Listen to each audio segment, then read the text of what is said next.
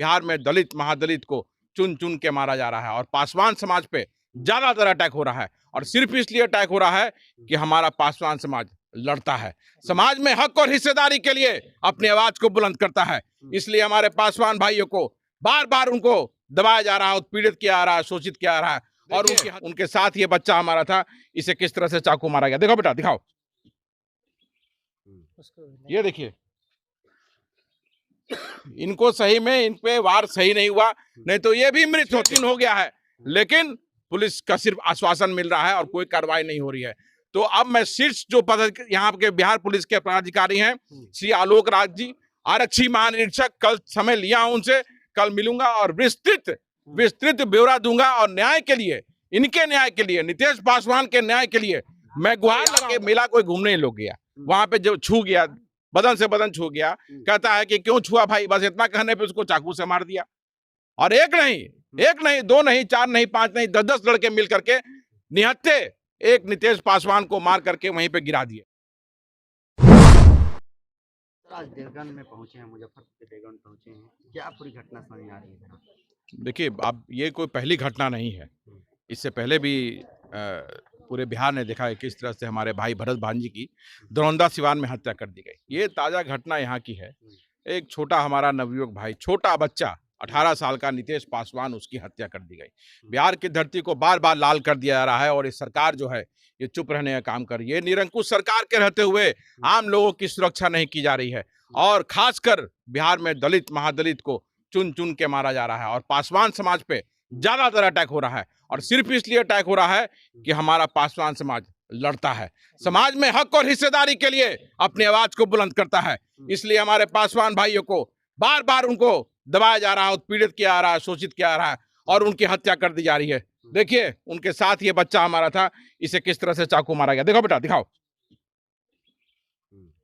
ये देखिए, इनको सही में इन पे वार सही नहीं हुआ, नहीं तो ये भी मृत होते। और इनके जो मृतक है उसके पिता हैं, ये मृतक के पिता हैं और इनके एक भाई, सोचिए कि जिस गम को बर्दाश्त नहीं कर सके और वो हार्ट अटैक उनको आ गया और वो भी स्वर्ग सिधार गए। तो अब देखिए, बिहार में इस तरह से सरकार चल रही है। आप देखिए, लोग यहाँ जितने भी लोग आसपास हैं, आप पूछिए कि न्याय इनको चाहिए कि नहीं चाहिए, न्याय कैसे मिलेगा। पुलिस के पास जाते हैं तो पुलिस ये कह के अपना पल्ला झाड़ लेती है कि हम आपके साथ हैं, लेकिन कार्रवाई कुछ नहीं हो रही है। 8 तारीख को हुआ है ये और आज है 14 तारीख। 6 दिनों में पुलिसिया कार्रवाई कुछ भी नहीं हुई। अगर पुलिस एक्टिव रहती, बिहार का प्रशासन एक्टिव रहता तो आज लोग सुरक्षित रहते, इतनी हत्याएं नहीं होती। ये हत्याओं का कारण यह है कि पुलिस सोई हुई है, प्रशासन सोया हुआ है और हमारा भाई मारे जा रहा है। तो इसको हम यहाँ पे आए हैं और न्याय के लिए हमने कल डीजीपी साहब से समय लिया है कि यही चीज दरौंदा सिवान में भी हो रहा है कि पुलिस वहां बार बार आश्वासन दे रही है, लेकिन भरत भांजी के हत्यारे घूम रहे हैं। यहाँ भी 6 दिन हो गया है, लेकिन पुलिस का सिर्फ आश्वासन मिल रहा है और कोई कार्रवाई नहीं हो रही है। तो अब मैं शीर्ष जो यहाँ के बिहार पुलिस के पदाधिकारी हैं, श्री आलोक राज जी, आरक्षी महानिरीक्षक, कल समय लिया हूं उनसे, कल मिलूंगा और विस्तृत ब्यौरा दूंगा। और न्याय के लिए, इनके न्याय के लिए, नितेश पासवान के न्याय के लिए मैं गुहार लगाऊंगा। बिल्कुल, आप चिंता नहीं करें। बिल्कुल। कोई चिंगारी जो है ऐसे नहीं उठती है, कोई तो वजह रहा होगा जिसकी वजह से इन तीनों लड़कों पर हमला किया गया है। भाई, चिंगारी क्या, पढ़ने लगने वाले युवा लड़के हैं। आपको लग रहा है कि ये कोई बदमाश है? देखिए, इसी तरह नितेश पासवान भी था, युवा 18 साल का लड़का, पढ़ने वाला। अब किसी को आके मेला कोई घूमने लोग गया, वहां पे जो छू गया, बदन से बदन छू गया, कहता है कि क्यों छुआ भाई, बस इतना कहने पे उसको चाकू से मार दिया। और एक नहीं, दो नहीं, चार नहीं, पांच नहीं, 10-10 लड़के मिल करके निहत्थे एक नितेश पासवान को मार करके वहीं पे गिरा दिए। आपको मैं फोटो शेयर करूंगा। यहाँ देखिए किस तरह से व्हाइट शर्ट पहना था, पूरा लाल कर दिया, पूरी धरती वहां लाल हो गई। एक हमारा पासवान भाई फिर मारा गया, फिर मौत की गोद में चला गया। और सरकार जो है वो सो रही है। सिर्फ कुछ 1 लाख मुआवजे दे करके इनको चुप कराने का प्रयास हर जगह किया जा रहा है। तो कुछ 1 लाख मुआवजे से मेरा कहना है कि जो चला गया वो वापस नहीं आएगा। न्याय मिलना चाहिए, पीड़ित परिवार को न्याय मिलना चाहिए और जो अपराधी की जो ये काम को किए हैं उनकी गिरफ्तारी जल्द से जल्द होनी चाहिए। दलित एट्रोसिटी का जिस तरीके से केस चारों तरफ से आ रहा है सर, क्या लग रहा है सुशासन बाबू की सरकार में दलित सुरक्षित महसूस कर रहा है या नहीं? भाई आप बिहार में हम्म, पूरे बिहार में देखिए, हम्म, मैं पिछले 6 महीने में कुछ हुए केस की चर्चा करता हूं। हम्म, आप देखिए सिवान में गोल्डन पासवान की दिन दहाड़े कैसे हत्या कर दी गई, भरत मान जी की अभी किस तरह से हत्या कर दी गई, मुजफ्फरपुर पारू में हमारी बहन रूपा को बलात्कार करके निर्ममता से मार दिया गया, उसके लिए मैंने लड़ाई लड़ा और वहां पे उसको न्याय दिलाया।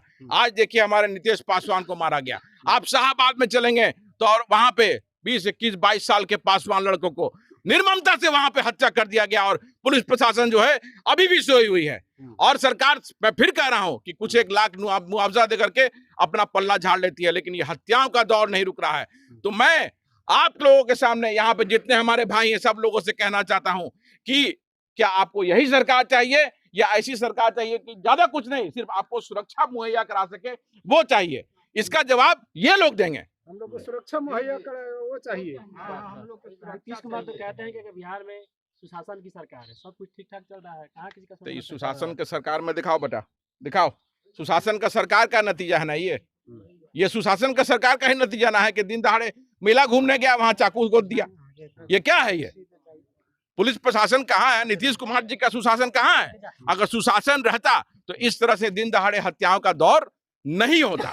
तो ये सरकार जो है इसे रहने का हक बिल्कुल नहीं है, क्योंकि पिछले 19 सालों में मैं कुछ नहीं बोलूंगा, यहाँ के लोग कहेंगे कि किस तरह से सरकार को चलाया जा रहा है।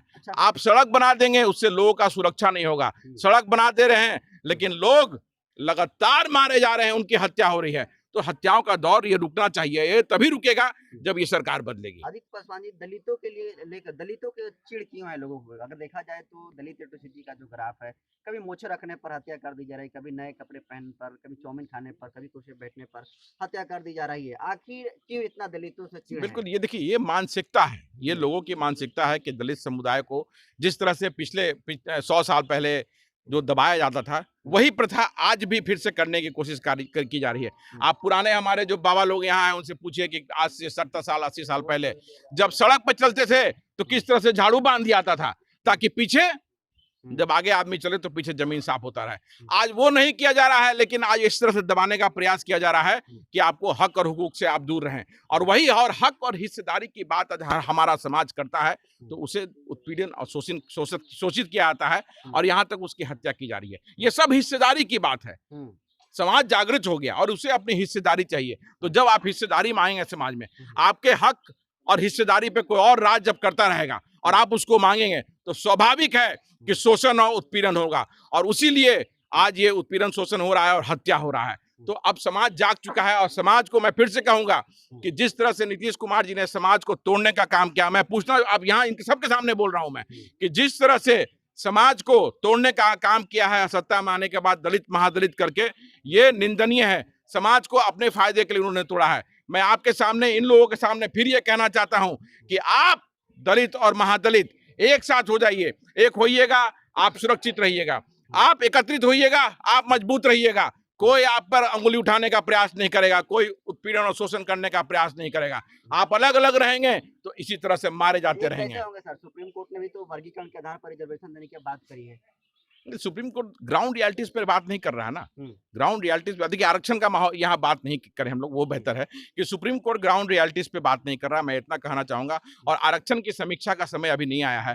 क्या आपको लगता है कि हमारे जो ये भाई लोग खड़े हैं आरक्षण का लाभ लेकर के सब सारे IAS IPS बन गए? अरे कुछ लोग IAS IPS बनता है, कुछ लोग मंत्री बनता है, पूरा समाज नहीं बनता है। आप सुप्रीम कोर्ट समझ लेता है कि आदित्य पासवान या नरेंद्र मंत्री बन गए तो वो गॉड हो गए, भगवान हो गए। ऐसा नहीं है। हमारा ये भाई को भी हक है कि इसको हिस्सेदारी मिले। इसको हिस्सेदारी मिलेगा तब आज से 100 साल बाद जब समाज हमारा जागृत हो जाएगा और जगह पे अच्छे जगह पहुंचेगा, तब समीक्षा कीजिए ना। कौन रोक रहा है आपको? कोई नहीं रोक रहा है, लेकिन वो समय नहीं आया है आप कि उसकी समीक्षा करें। और वर्गीकरण जो है ये बिना सोचे समझे हुए किया हुआ बात है। अभी अभ्यर्थी नहीं मिल रहे हैं, नियुक्तियां खाली रह जाती है, तो कैसे वर्गीकरण जब आप कर देंगे तो और नहीं मिलेगा। सारा सीट जनरल हो जाएगा, सारा सीट जनरल हो जाएगा। तो ये सुनियोजित साजिश है आरक्षण के खिलाफ में। ये वही मनुवादी सोच है जो हावी है इन लोगों पर। आदित्य पासवान जहाँ कहीं भी गए हैं न्याय दिलाने का काम किया। इस पीड़ित परिवार के लिए क्या करेंगे आदित्य पासवान? अभी तो आने वाला समय बताएगा, भविष्य गर्म है। लड़ाई जो मुझे लड़ना है ये मैं इनके सामने वादा किया हूं और फिर आपके सामने वादा करके जा रहा हूं कि लड़ाई जो मैंने बीड़ा उठाया है, ये लड़ाई लड़ूंगा, और जब तक न्याय नहीं मिलेगा, जब तक गिरफ्तारी नहीं होगी और ये लोग सेटिस्फाइड नहीं होंगे, इनको न्याय नहीं मिलेगा, ये लड़ाई और संघर्ष जारी रहेगा। सर, स्थानीय जनप्रतिनिधि भी नहीं यहाँ पर पहुंच पाए हैं। अब स्थानीय जनप्रतिनिधि नहीं आए तो हम क्या करें उसमें भाई, उसका हम ठेका लिए हुए हैं। मुझे मालूम चला, कहाँ गया रंजीत जी ने मुझे बताया। सुनील कहाँ गया? सुनील जी से मेरी बात हुई कल रात की बात है। मैंने बात किया और मैं बोला कि मैं आ रहा हूँ, मेरे एक छोटे बच्चे युवा की हत्या हुई है, मैं उस ज्यादा तो कुछ नहीं कर सकता हूं, लेकिन उस वहां जा करके इनका गम बांट सकता हूं, इनकी लड़ाई को एक धार दे सकता हूं जो मेरे बस में है। और मुझे उम्मीद है, मुझे विश्वास है कि जहां जहां मैं गया हूं वहां न्याय मिला है, और यहां भी इनको न्याय आने वाले समय में जरूर दिलाऊंगा मैं।